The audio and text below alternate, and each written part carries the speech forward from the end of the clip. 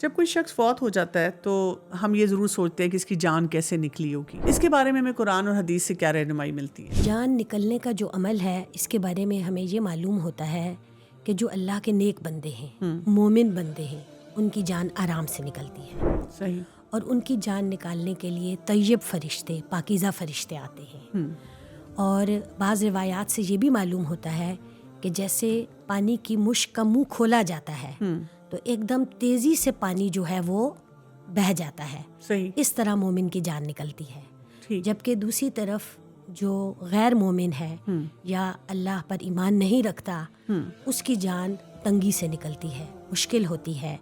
और बाज़ औक़ात जब फरिश्ते उसकी जान निकालने के लिए आते हैं तो बाज़ उलमा ने ये कहा कि जान, वो जो रूह है, वो वापस जिस्म के अंदर घुसने की कोशिश करती है कि उसे ना निकाला जाए, नहीं जाना लेकिन फिर चाहती। उसे खींच के निकाला जाता है।